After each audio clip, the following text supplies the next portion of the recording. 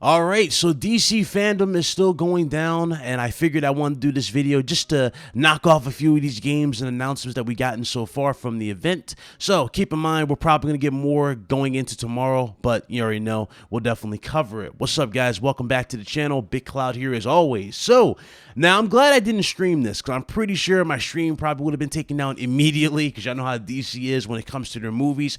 They did showcase Wonder Woman 1984 here, and for the most part, they kind of spoiled one big surprise that I was hoping that they were going to keep under wraps. Now, granted, I think they did this anyway because you guys remember Funko Pops and all the stuff that was leaking before for Cheetah, you know, her actual look. Well, they actually showcased Cheetah in the new trailer. It looks fine. It looks good. I'm actually more excited to watch this film. I want to see what's going on with this sequel. It looks good.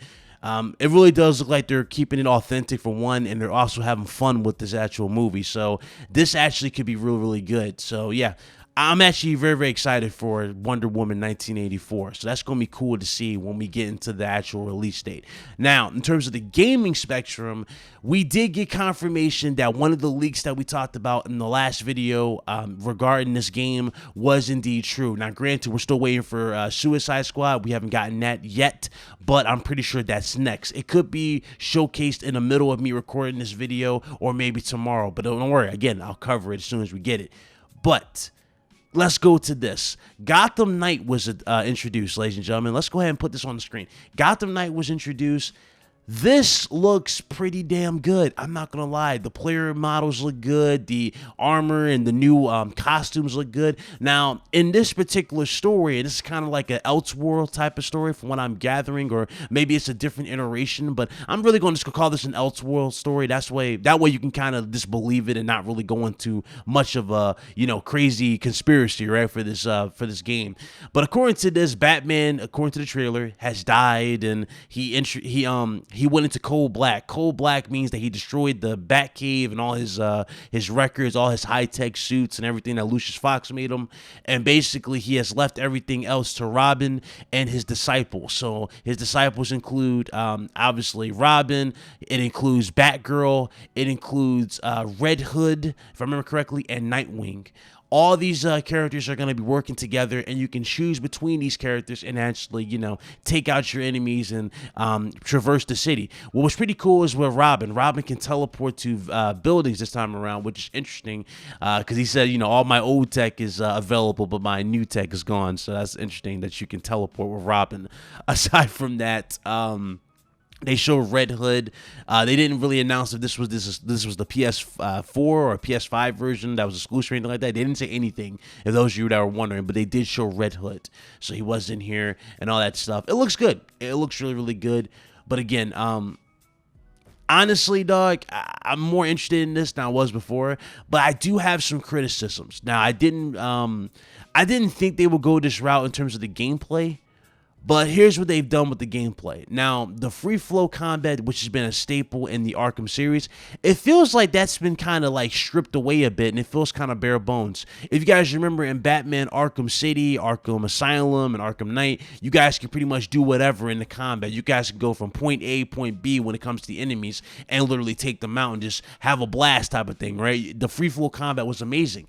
It doesn't really feel like that combat is here. It feels like a new style of combat that they've done with WB games, where it's more restrictive, and on top of all that, they've taken elements from Assassin's Creed.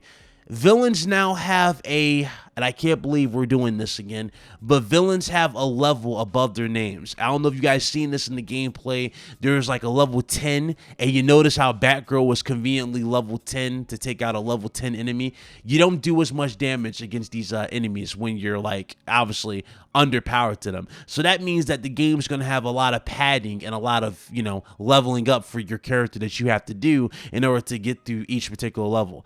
Granted, I'm not a fan of that at all. It doesn't make sense to me. Batman trained these guys to be stealthy. He trained them to be, you know, to be prepared for every type of enemy, you know? Doesn't make sense that I have to be a level to take out a, you know, a certain enemy when I never had this issue in the previous games.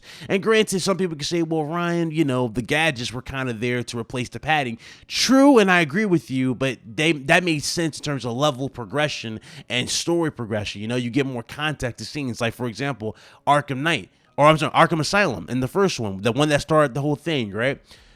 You got the Batclaw at the secret Batcave. You wouldn't discover the secret Batcave on Arkham Asylum if that Batclaw was not needed. You know what I'm saying? Like, stuff like that makes sense for progression, and you get more context out of the game. I honestly just think that this style where you have a leveling system, it doesn't make sense to me. It really doesn't make sense to me. And again, customization is another thing that might be a big thing here, but we'll see when we get there. They do have a heavy emphasis on takedowns and takedowns and double team attacks. So you can do this. You can call upon one of your teammates to help you fight a foe, which they showcase when you're fighting Mr. Freeze. Mr. Freeze looks dope in this as well. That was pretty cool. And another thing that was kind of annoying too is when you do damage, yes, it does show like numbers on the screen. So like, let's say if you were doing 30% damage, it would say 30, 30, 30. Yeah, that's annoying. I don't like that on the screen. But aside from that, that's all the criticism I have from it. I do like they added like more of a parkour-ish type of system to this, where like she jumped. They had Batgirl. She jumped off the truck and did like a spinning kick off the truck. I don't think you can do that from Batman, the Arkham series. I don't think you could do that. I don't think that was ever introduced, so that was cool that they now incorporated that.